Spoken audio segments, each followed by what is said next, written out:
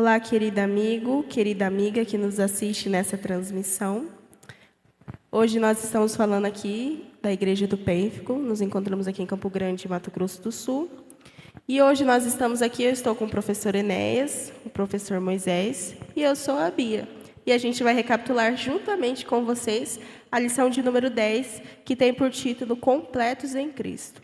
Mas antes da gente recapitular essa lição, a gente vai pedir para o nosso convidado mais que especial estar conosco, que é ele que vai nos dar a orientação para que a gente entenda de fato essa lição, que é o Senhor Espírito Santo. Então, a gente vai pedir para o irmão Enéas fazer a oração para a gente. Oremos. Senhor nosso Deus, te damos graças pelo privilégio que temos de estudar a Tua Palavra. Queremos convidar o nosso professor, o Espírito Santo, para nos iluminar neste momento. Abra os nossos olhos, nosso entendimento, em nome de Jesus. Amém. Amém. E o nosso verso para memorizar, ele se encontra lá em Colossenses 2, capítulo 2, versículo 16 e 17. Vai aparecer aí na tela para vocês, diz assim: portanto, que ninguém julgue vocês por causa de comida e bebida, ou dia de festa, ou lua nova, ou sábados, porque tudo isso tem sido sombra das coisas que haviam de vir, porém o corpo é de Cristo. E às vezes a gente olha para esse versículo e às vezes a gente tem a falsa ideia de que Deus aboliu o sábado, ou de que Deus não se importa mais com o quarto mandamento. Mas, na verdade, o apóstolo Paulo, ele não está fazendo alusão a isso, pelo contrário. A gente vê aqui nesse versículo quando ele diz, dias de festa e lua nova, era quando eles faziam as festas dos tabernáculos, por exemplo, e quando ele fala, ou sábados, no plural, ele estava se referindo aos sábados de festa que eles tinham na época, né? Na tradição judaica, não do sábado do quarto mandamento. E aí, quando a gente vai para Colossenses, a gente vê que ele fala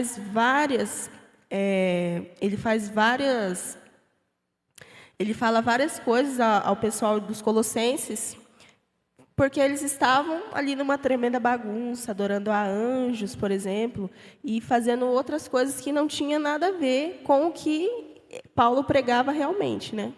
O que estava acontecendo, irmã, é o seguinte: algumas pessoas estavam introduzindo na igreja filosofias e teorias de homens. Umas acreditavam que se o indivíduo ficasse longo tempo de jejum, ele garantiria a sua salvação. Ou se ele utilizasse o sistema de contemplação, ficar meditando por horas a fio, ele iria atingir a perfeição.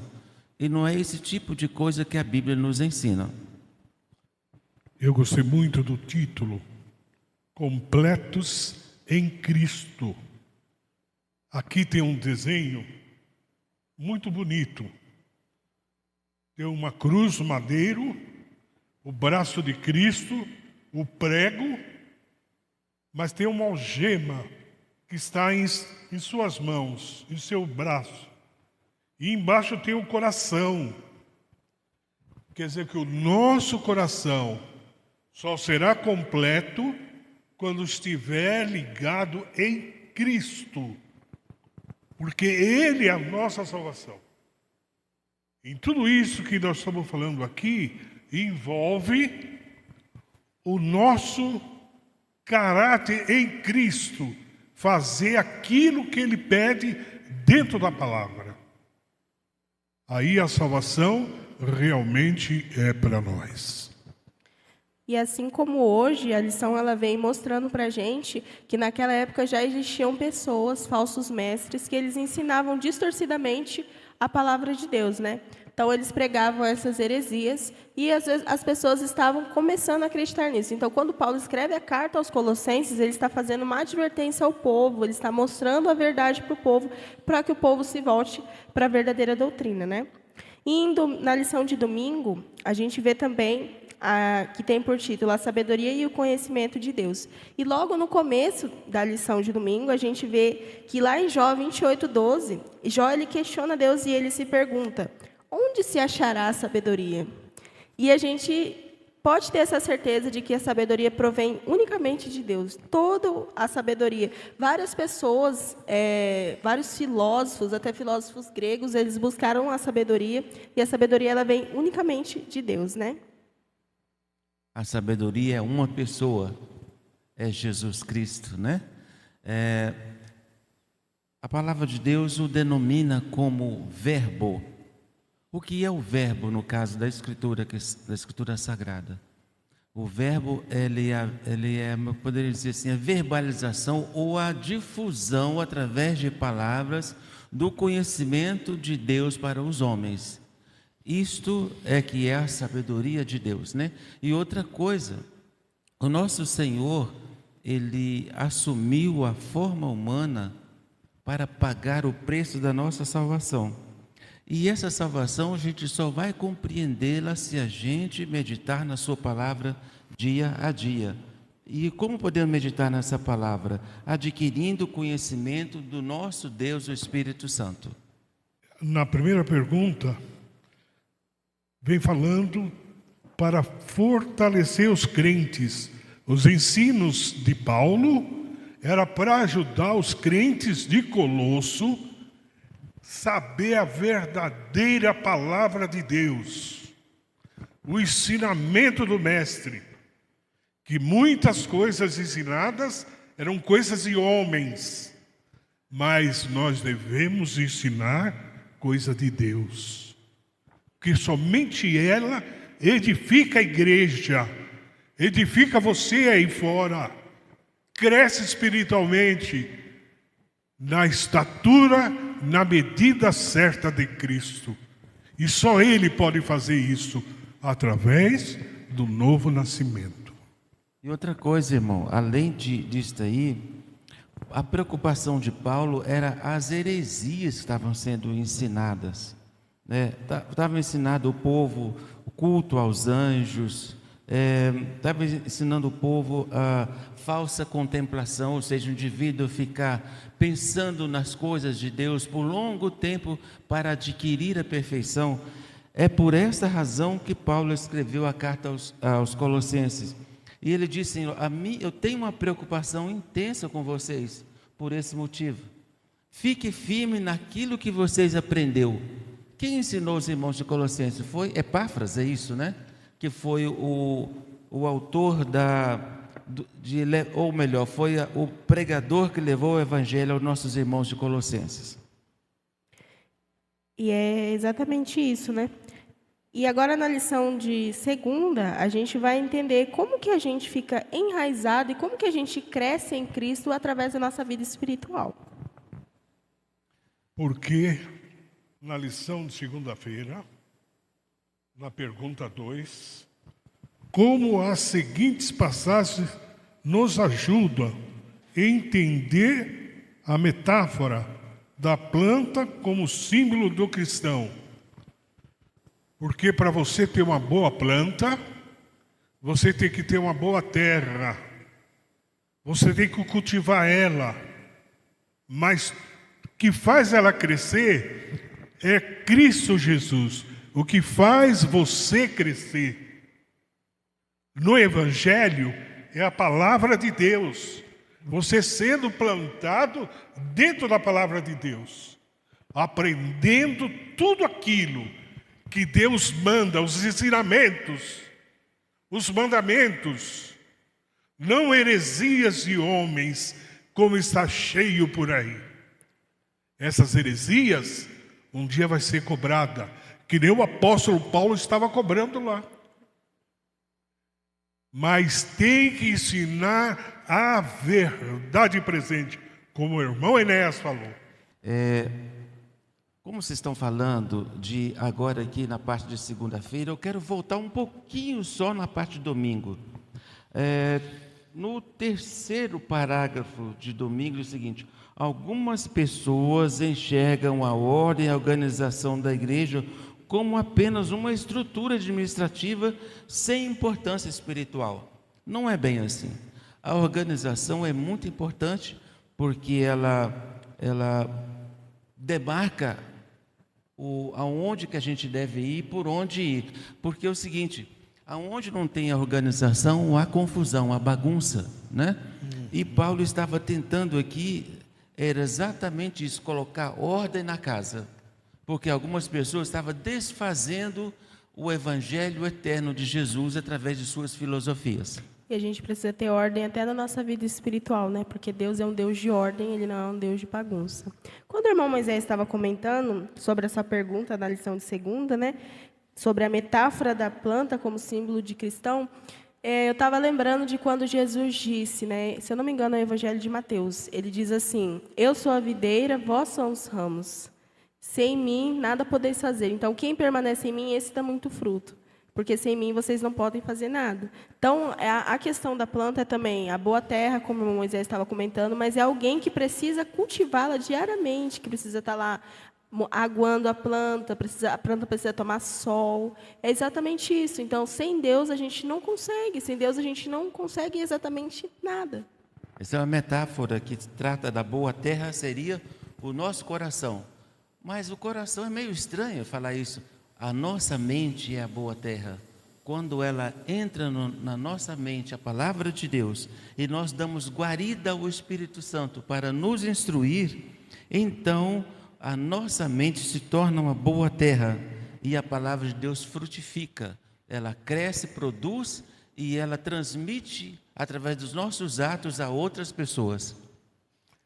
Na questão do fruto, quando você está plantado na boa terra, que é Cristo Jesus, você vai produzir frutos.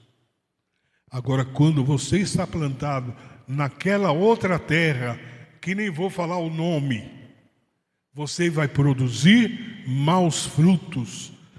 E a Bíblia diz: pelos teus frutos conhecereis. Aqui na lição de segunda também, aqui no finalzinho da lição de segunda, diz que Paulo apresentou claramente duas opções para os crentes, né? Em Isaías 61:3, vai aparecer aí na tela para vocês. Essa primeira opção de Isaías 61:3 é quando a gente permanece plantados no Senhor. E a gente se mantém completo, porque a gente se apega a Ele e aos seus verdadeiros ensinos, que não são fardos, não são pesados. E a segunda opção, de Colossenses 2:8, que vai aparecer aí na tela para vocês também, é ser como uma planta artificial. Ela parece bonita, mas ela não tem vida. Ela não tem vida em si própria, ela não é verdadeira. E quando a gente segue tradições, filosofias humanas, tradições, a gente é escravizado por essas tradições. E mesmo que Cristo tenha libertado a gente disso, se a gente se apega a essas tradições que são humanas, a gente permanece escravizado por elas, assim como uma planta artificial que parece verdadeira, mas não é. Em outras palavras, Jesus é o tronco.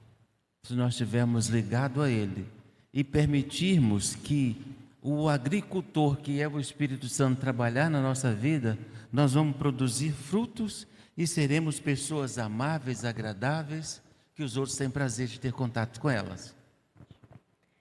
Vamos para a lição de terça, então, que tem por título Cravado na Cruz. E aí tem a pergunta, né? Que tipo de problemas Paulo estava enfrentando ao advertir os colossenses, ao escrever a carta aos colossenses? É o seguinte, irmã. Alguns queriam excluir da comunhão as pessoas não judias, ou seja, os romanos e as pessoas de outras gentios, os gentios em geral, queria excluí-los da comunhão, e com isso eles inventaram muitas coisas, né? Paulo estava então resolvendo uma discussão sobre a inclusão de cristãos não judeus, porque eles estavam esquecendo do Concílio de Jerusalém, em que dizia que não devia se tratar nenhuma pessoa como comum ou imunda. Todas as pessoas em toda parte do mundo que aceitassem Jesus seriam pessoas assim consideradas santas no Senhor. O reino do céu é de todos, né? É para todos. Cristo morreu por todos.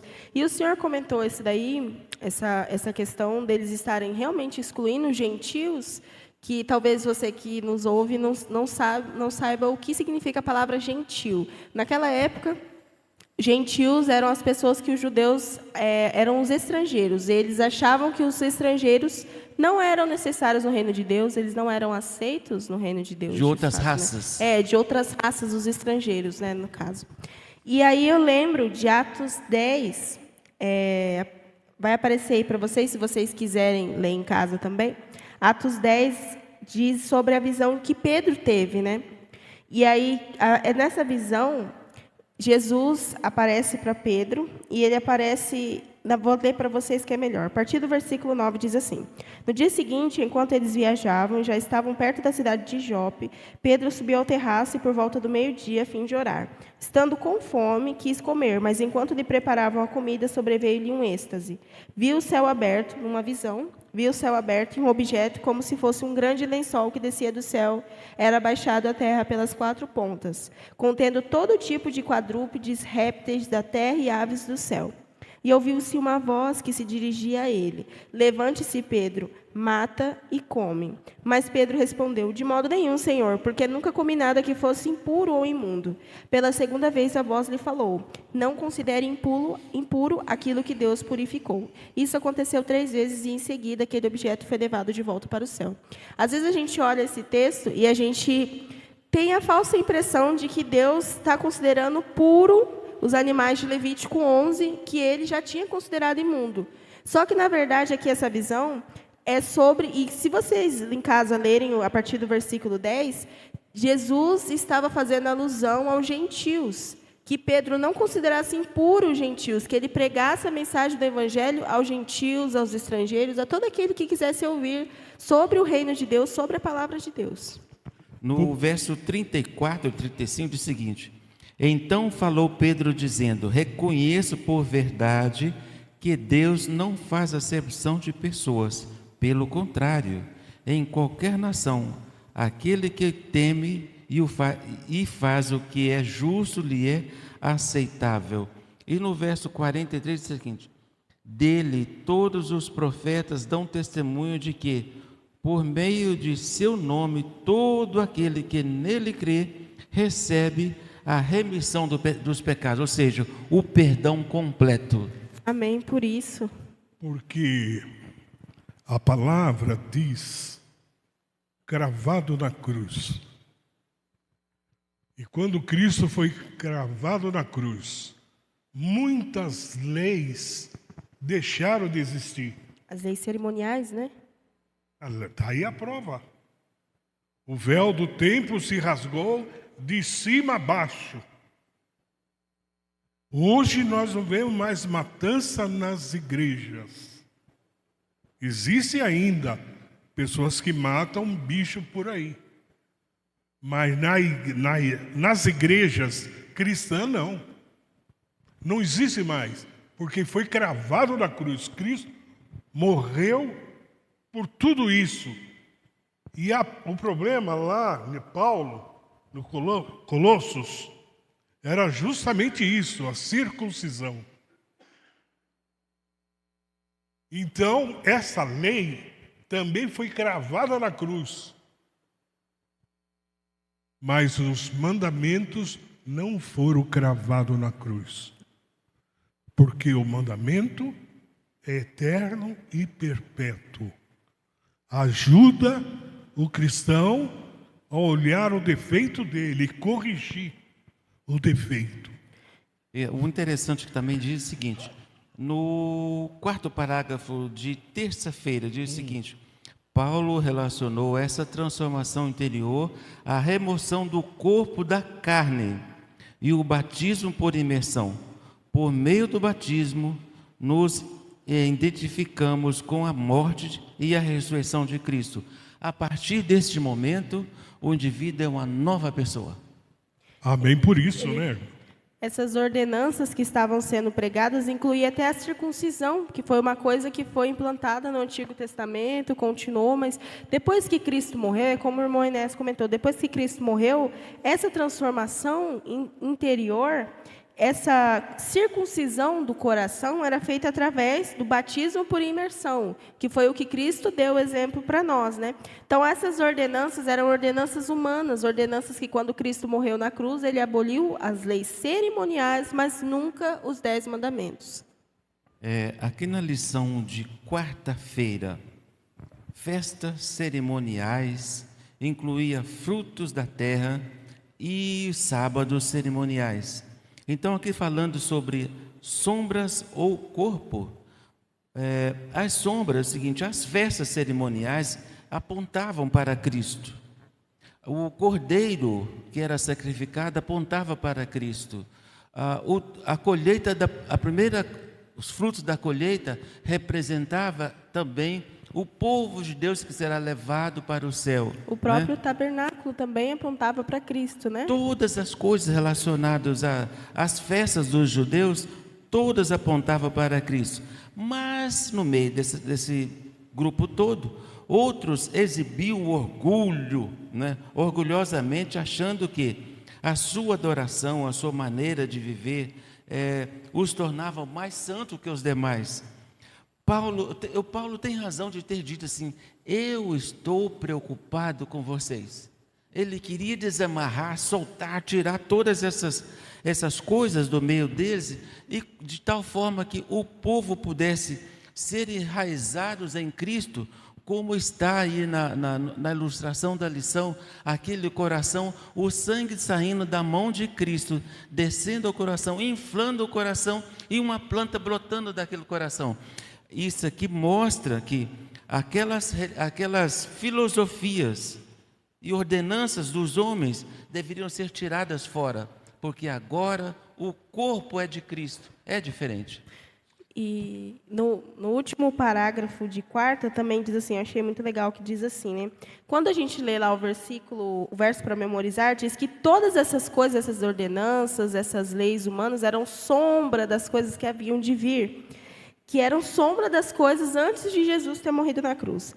E aí, e diz que todas essas leis cerimoniais, os sacrifícios, apontavam para Cristo, e isso foi realmente abolido. Mas o sábado, ele não foi abolido, porque o sábado nunca foi uma sombra das coisas que haviam de vir. O sábado foi instituído no Éden, lá em Gênesis 2, versículo 1 ao 3. Então, ele não era uma sombra destinada a desaparecer após a cruz, não.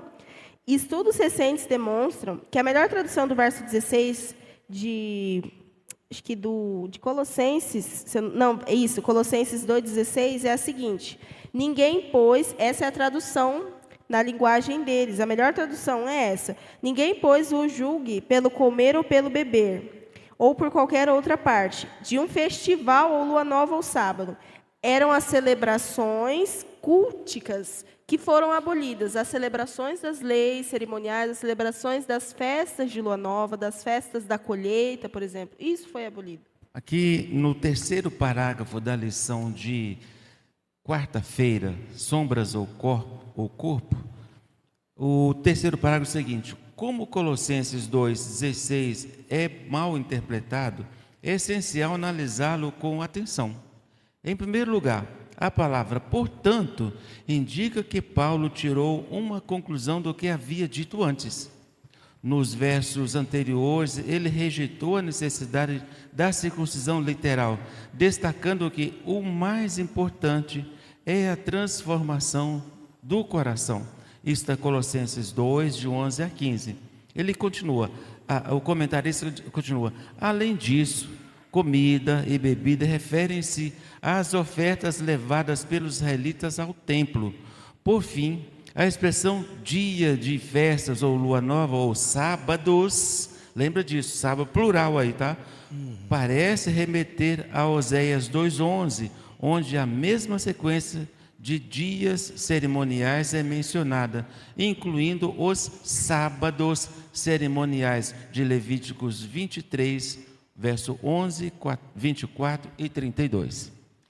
Porque a gente sabe que a morte de Jesus não foi uma coisa bonita, não foi uma coisa assim, foi com sofrimento, foi com dor.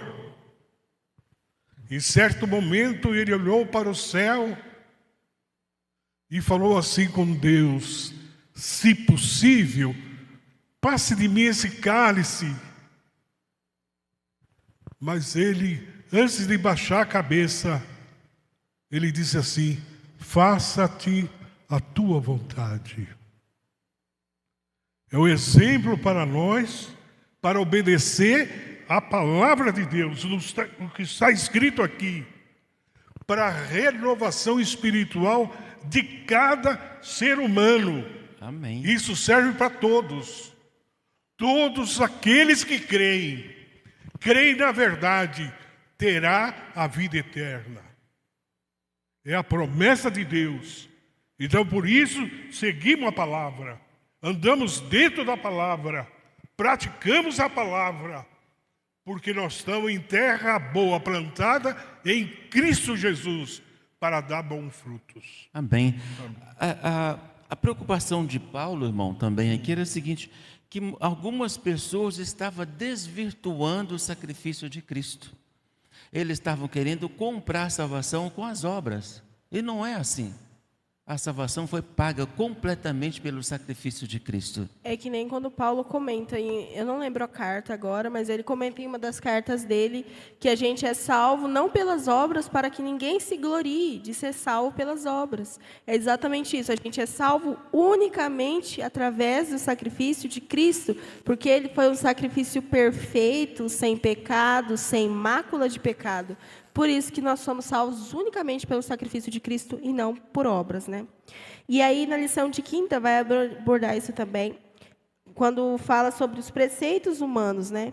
Por que a gente não é salvo pelos preceitos humanos? Por que a gente não é salvo através das leis humanas? E porque Paulo, ele pregava tanto sobre a gente seguir a verdadeira doutrina e não a doutrina dos seres humanos.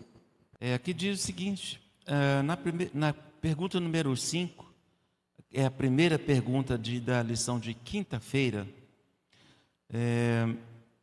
eu respondi da seguinte forma: as ordenanças cerimoniais e os rigorosos jejuns não acrescentam méritos algum na salvação.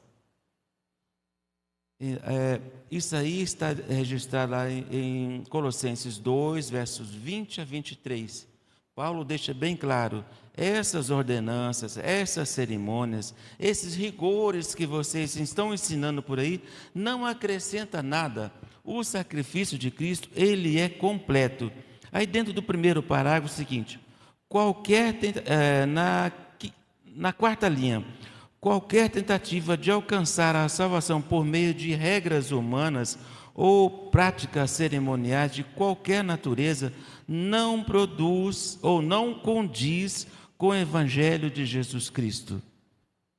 Interessante, né? Ainda está escrito aqui, não volte atrás. Não devemos voltar atrás. Porque essas coisas, circuncisão, foi falado aqui dos sacerdotes, né? Foi falado um monte. Não volte atrás. Essas coisas ficaram para trás. Na frente, nós vemos a cruz de Cristo. Jesus de braços abertos, esperando você, eu, o irmão e os amigos aqui. Essas leis eram uma sombra das coisas que haveriam de vir, porque antes a gente enxergava como se tivesse um véu na nossa frente. Verdade. E quando Jesus morre, esse véu ele cai e a gente vê o que realmente era para ver, que é Cristo. E às vezes a gente fica se questionando, né? Às vezes eu mesmo fico me questionando, sabe?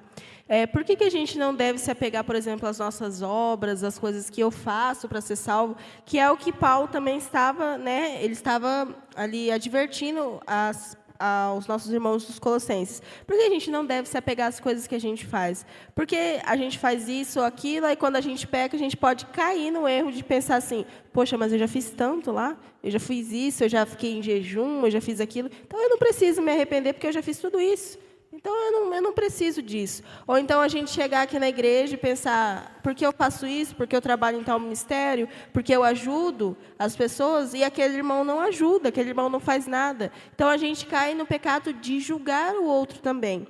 E é por isso que a gente não deve se agarrar aos preceitos humanos, porque eles são unicamente humanos, e nós, todos nós seres humanos, eu, irmão Moisés, irmão Enéas, todos nós somos pecadores e carecemos da graça de Cristo, que é a única que pode nos levar ao céu, é o único que pode nos perdoar de todos os nossos pecados.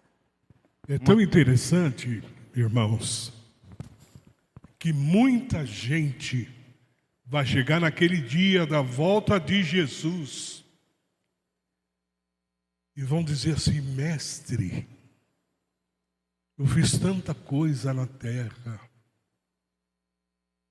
eu fiz isso, eu dei dinheiro para aquilo, eu ajudei nas obras, eu fiz. Ele vai olhar com aquele olhar penetrante: afasta de mim, pecador. Eu não te conheço, né? Eu não te conheço. Não te conheço, rapaz. E às vezes a gente se pergunta nesse versículo também, por que Cristo diz que não conhece? Porque essas pessoas fizeram tantas obras, mas elas nunca tiveram um relacionamento com Cristo. Por isso que ele vai dizer para elas: eu não te conheço, você não tinha um relacionamento comigo. Você achava que por você guardar preceitos que são unicamente humanos, você me conhecia verdadeiramente, você nunca teve um relacionamento comigo de verdade, por isso eu não te conheço. Em Mateus 27, 51, fala que, voltando aqui um pouco atrás, relacionado com as obras, com as atitudes das pessoas, achando que poderia comprar a salvação. No capítulo 27, verso 51, fala que o véu do templo rasgou quando Jesus morreu.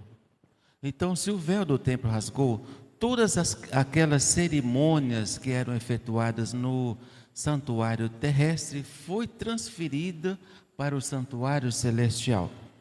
E em Daniel, capítulo 9, verso 27, diz o seguinte, olha só o que diz. Ele fará firme aliança com muitos por uma semana. Na metade da semana fará cessar o sacrifício e a oferta de manjares. Ou seja, aqui entra as cerimônias, tá? Oferta de manjares. E sobre as asas da abominação virá o assolador até que a destruição que está determinada se derrame sobre ele. Ou seja, o sacrifício de Jesus, com o sacrifício de Jesus foi concluído toda aquela parte cerimonial que ele ilustrava o sacrifício de Jesus. Então a parte cerimonial foi cravada na cruz. Tanto prova que o véu do templo, não sei se os senhores conhecem bem sobre o santuário, mas na parte santíssima, só o sumo sacerdote podia entrar uma vez por ano. O sacerdote comum fazia os serviços dele no primeiro compartimento durante o ano todo. No final do ano, o sumo sacerdote entrava no lugar santíssimo. Mas quando Jesus morreu, qual foi o véu que rasgou? O véu do santíssimo do santuário terrestre, indicando que aquele santuário já tinha cumprido o seu objetivo. Agora, o tipo encontrou o seu antítipo, que é Jesus Cristo. Verdade.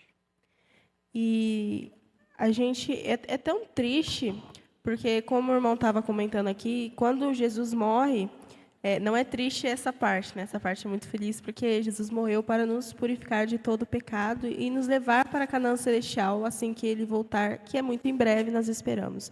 Mas o que é triste é que as pessoas elas se baseavam tanto nas doutrinas humanas, que mesmo depois que Jesus morre, elas continuam indo ao templo, oferecer os seus sacrifícios, os seus manjares. E no livro da irmã Ellen White, O Desejado de Todas as Nações, O Grande Conflito, o livro da irmã Ellen White, O Grande Conflito, ela diz que quando Jesus ele morre, e aí ele avisa antes de ele morrer, ele avisa os discípulos que Jerusalém iria perecer, né? Ela iria cair nas mãos dos estrangeiros e todos ali, se não fugissem, iriam perecer. E quando existe o cerco ali de Jerusalém, quantas pessoas morreram no cerco? Foram milhares. Só que as pessoas se refugiaram exatamente dentro do templo, achando que Deus protegeria elas, por elas estarem dentro do lugar santo. E é exatamente esse lugar que é atacado e muitas pessoas morrem lá dentro. Então é muito triste, porque muitas vezes a gente não confia verdadeiramente no único que é para confiar, que é Jesus, e a gente acaba se baseando nas doutrinas de seres humanos. Nós estamos aguardando novos céus e nova terra, aonde habita a justiça, porque injustiça está cheia no mundo. Tudo quanto é lado, você olha, injustiça. Olha na política, injustiça. Nos governos, injustiça. Em tudo você vê injustiça. Mas Deus está criando novos céus e nova terra.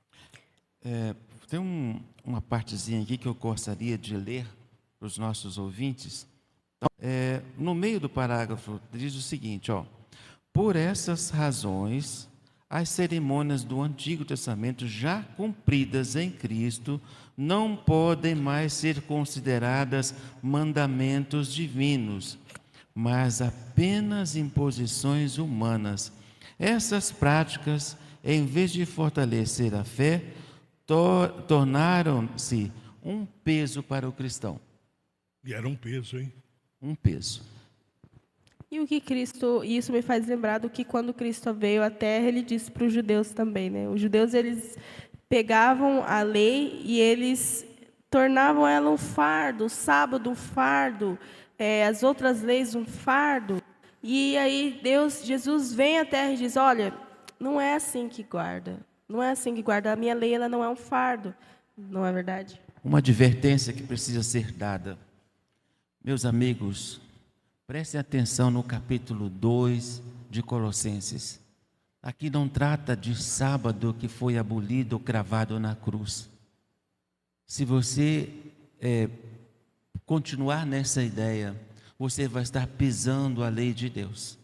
A palavra de Deus diz o seguinte: aquele que guarda todos os mandamentos do Senhor, mas pisa um, será culpado de todos. Então, veja bem, todos nós sabemos que não podemos roubar. Todos nós sabemos que não podemos adulterar. Todos nós sabemos que não podemos matar. Porque só o sábado foi abolido. Paulo foi muito feliz quando ele colocou sábados no plural, para que as pessoas lessem e entendessem. Por isso eu peço a você, meu irmão, que é contrária a esse mandamento. Leia com atenção, para você não ser depois desqualificado na volta de Jesus. Não que mandamento salve ninguém. Eu quero deixar bem claro aqui, mas este mandamento é o único mandamento na lei de Deus que diz que Deus é criador dos céus e da terra. Quando você pisa o sábado, você tira Jesus do trono, tira Deus do trono e coloca a evolução. Para você manter Jesus no trono, o sábado tem que estar em vigor. Verdade, irmão. Partindo para a lição de sexta, e a gente vai finalizar na lição de sexta, muitas vezes, muito hoje, isso acontece ainda muito hoje, nos dias de hoje, né? Assim como no templo dos apóstolos, acontece hoje também das pessoas, né, dos homens, procurar destruir a fé nas Escrituras, destruir realmente a verdade, né? E eles trocam isso pelas tradições, pelas filosofias. Eles usam coisas agradáveis, conceitos agradáveis aos nossos ouvidos, aos nossos corações, dizendo sobre a filosofia, sobre o espiritismo, por exemplo. A Bíblia nos diz que quando a gente morre, a gente não vai para o céu, a gente dorme no sono, esperando que Cristo volte, esperando a primeira ou a segunda ressurreição. E o espiritismo diz ao contrário, ele diz que você nunca vai morrer, que você vai continuar reencarnando. E isso é uma tradição humana, isso não tem nenhum embasamento bíblico. Então, muitas vezes hoje, como nos tempos dos apóstolos, como no templo do apóstolo Paulo, a gente acaba sendo enganado por essas vãs filosofias. Verdade. No último parágrafo aqui da lição de sexta-feira, diz o seguinte: O seguidor de Cristo enfrentará raciocínios falazes, que está lá em Colossenses 2, verso 4, contra os quais o apóstolo advertiu os cristãos colossenses, que nós iríamos fazer o quê? Que enfrentará interpretações espiritualistas das Escrituras. Olha só, o perigo. Mas não deve aceitá-las. Sua voz deve ser ouvida na clara afirmação das verdades eternas das Escrituras. Ou seja, a Bia comentou segundos atrás, sobre o raciocínio espírita. E nós vamos enfrentar isso até o final. Nossos irmãos evangélicos, infelizmente, caíram em algumas dessas filosofias ao achar que a alma é imortal, né? A palavra de Deus diz que a alma que pecar, essa morrerá. Outras coisas dessas filosofias espiritualistas, né? Dizendo que o indivíduo vai reencarnar e vai pagar os seus pecados. Mas uma coisa é certa, a Bíblia diz que não existe nenhum justo sequer, nenhum justo.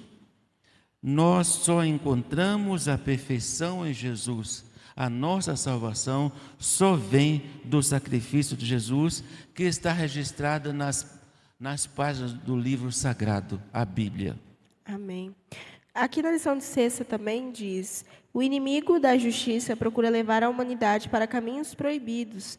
Para muitos, a Bíblia é uma lamparina sem óleo, porque voltaram a mente para canais de crenças especulativas que produzem má compreensão e confusão. Então, o inimigo, até o final dos tempos, ele vai tentar, sim, fazer que a gente pense que as tradições, que as filosofias humanas, elas são mais atrativas ao coração, mas a única verdade a gente encontra aqui, na Bíblia. Eu gostaria de frisar também as perguntas para consideração aqui. A pergunta número 1 de sexta-feira é a seguinte: o que significa que em Cristo habita corporalmente toda a plenitude da divindade? Jesus, ele existe por toda a eternidade, ele é onisciente, ele é onipotente, ele continua sendo o cabeça da igreja. Não existe outro meio de salvação a não ser por meio de Cristo. Sem Cristo não existe salvação. Eu gostaria de ler um verso da Bíblia para terminar. Pode ser, diretora? Está em Números 6, capítulo 6, versículo 24. Diz assim: o Senhor te abençoe e te guarde. O Senhor faça resplandecer o seu rosto sobre ti e tenha misericórdia de ti. O Senhor sobre ti levante o seu rosto e te dê a paz. E a paz é quem, irmão? De Deus. A paz é Jesus. Jesus. Ele é a paz. Que Deus abençoe a todos. Amém. E essa foi a nossa recapitulação dessa lição tão gostosa de estudar, essa lição tão rica em detalhes, essa lição tão cheia de ensinamentos, né, de informações. E a gente gostaria de orar por você, querido ouvinte, querida amiga, querido amigo que está nos escutando nesse momento. Então, a gente vai fechar os nossos olhos aqui, a gente pede que você, em sinal de reverência também, onde você estiver, que você escute também essa oração. Oremos. Senhor Jesus, muito obrigado porque nós estamos aqui pela Tua vontade, nós estamos aqui porque o Espírito Santo nos trouxe aqui. Estamos aqui, Senhor, falando não por nós mesmos, mas porque o Teu Santo Espírito, Pai, nos instruiu a falar, nos ensinou, nos colocou as palavras na nossa boca. Queremos Te agradecer por isso, por ser o nosso maravilhoso professor, Senhor. Amém. Que o Senhor abençoe cada pessoa que está ouvindo, Pai, essa transmissão. Que o Senhor toque o coração dessas pessoas, Pai, e as ajude em suas dificuldades. O Senhor sabe qual que é a dificuldade de cada um de nós, Pai. Que o Senhor nos ajude e que o Senhor esteja conosco até o final dos tempos, que foi a Tua promessa, Pai. Que o Senhor esteja conosco até o final dos tempos, até que o Senhor volte. Pedimos que esteja com todos nós aqui, em nome de Jesus. Amém. Amém. Amém. Amém.